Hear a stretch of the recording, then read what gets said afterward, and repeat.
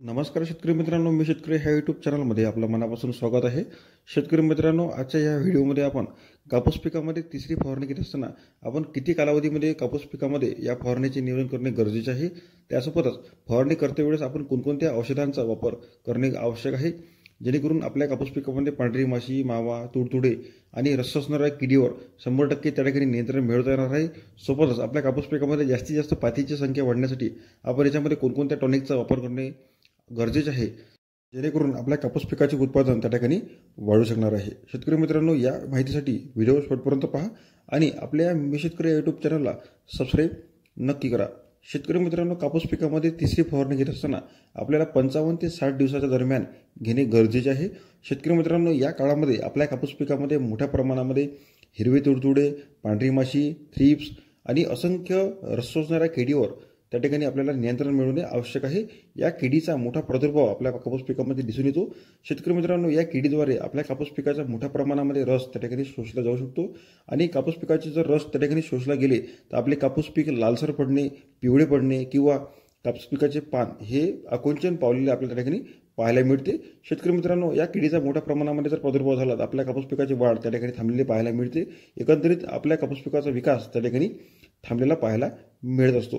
तर शेतकरी मित्रांनो, या किडीवर 100% नियंत्रण मिळवण्यासाठी आपल्याला याच्यामध्ये प्रभावी कीटकनाशक वापर करणे गरजेचे आहे किंवा दीर्घकाळ रिझल्ट देणारे कीटकनाशक त्या ठिकाणी वापर करणे आवश्यक आहे। तर आता आपण या व्हिडिओमध्ये तिसरी फवारणी घेत असताना एक कॉम्बिनेशन त्या ठिकाणी बनवलेले आहे। तर आपण मोनोसिल या कीटकनाशकाचा 15 लिटर पंपासाठी 40 मिली वापर करणे गरजेचे आहे। शेतकरी मित्रांनो, त्यासोबतच आपण अदामा कंपनीचे टपूज या सुद्धा कीटकनाशकाचा याच्यामध्ये समावेश करणे आवश्यक आहे। याचा वापर करत असताना आपल्या 15 लिटर पंपासाठी आपण 30 ग्रॅम घेणे गरजेचे आहे। शेतकरी मित्रांनो, मोनोसिल आणि टपूज या दोन कीटकनाशकाचा जर आपण एकंदरीत वापर केला तर आपल्याला जबरदस्त रस शोषणाऱ्या किडीचा त्या ठिकाणी त्यानंतर शेतकरी मित्रांनो, आपल्या कापूस पिकामध्ये जास्तीत जास्त पातीची संख्या त्या ठिकाणी लागण्यासाठी आपल्याला याच्यामध्ये अॅमिनो बेस असलेले टॉनिक वापर करणे गरजेचे आहे। तर आता जास्तीत जास्त अॅमिनो बेस असलेले टॉनिक म्हणजे टाटा कंपनीचे बहार या टॉनिकचा आपण या तिसऱ्या फवारणीमध्ये वापर करू शकता। याचा वापर करत असताना आपण 15 लिटर पंपासाठी 40 मिली करणे गरजेचे आहे किंवा शेतकरी मित्रांनो, आपण सिजेंटा कंपनीचे इसापियन या सुद्धा टॉनिकचा तिसऱ्या फवारणीमध्ये वापर करू शकता। याचा वापर करत असताना आपल्याला 30 ते 35 मिली 15 लिटर पंपासाठी आपण घेऊ शकता किंवा शेतकरी मित्रांनो, आपण PI कंपनीचे बायोविटा एक्स या सुद्धा टॉनिकचे आपल्याला कापूस पिकामध्ये जबरदस्त रिझल्ट पातीची संख्या वाढण्यासाठी आणि जास्तीत जास्त फुटवा त्या ठिकाणी कापूस पिकाचा होण्यासाठी वापर करता येणार आहे। याचा वापर करत असताना आपला 15 लिटर जो काही पंप आहे त्या पंपासाठी आपण 40 मिली घेणे गरजेचे आहे।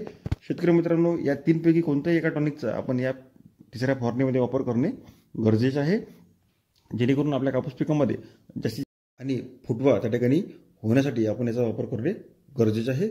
शेतकरी मित्रांनो, आपल्या कापूस पिकामध्ये सततचा पाऊस पडत असल्यामुळे किंवा सततचे ढगाळ वातावरण असल्यामुळे बुरशीजन्य रोगाचा मोठा प्रादुर्भाव त्या ठिकाणी आपल्याला पाहायला मिळतो।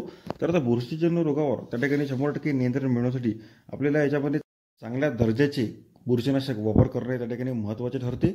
शेतकरी मित्रांनो, बुरशीजन्य रोगाचा 100% नियंत्रण करण्यासाठी आपण याच्यामध्ये बायर कंपनीचे अँट्राकॉल या बुरशीनाशकाचा त्या ठिकाणी वापर करू शकतो। याचा वापर करत असताना आपण 15 लिटर पंपासाठी 35 ग्रॅम घेणे गरजेचे आहे किंवा आपण यामध्ये क्रिस्टल कंपनीचे टिल्ट या बुरशीनाशकाचा सुद्धा वापर करू शकता।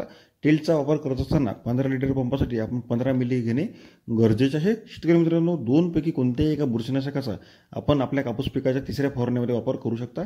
जबरदस्त रिझल्ट आपल्याला बुरशीजन्य रोगाचा प्रादुर्भाव थांबवण्यासाठी या बुरशीनाशकाचा होणार आहे।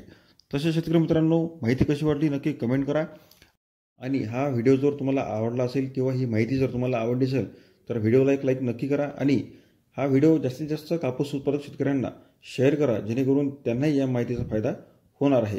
शेतकरी मित्रांनो, आपण जर आपल्या कापूस पिकामध्ये तिसरी फवारणी करत असाल किंवा केली असेल तर आपण कोणकोणत्या घटकांची फवारणी आपण करत आहे किंवा करणार आहे याची कमेंट नक्की सांगा, जेणेकरून इतरही शेतकऱ्यांना त्या माहितीचा फायदा होणार आहे।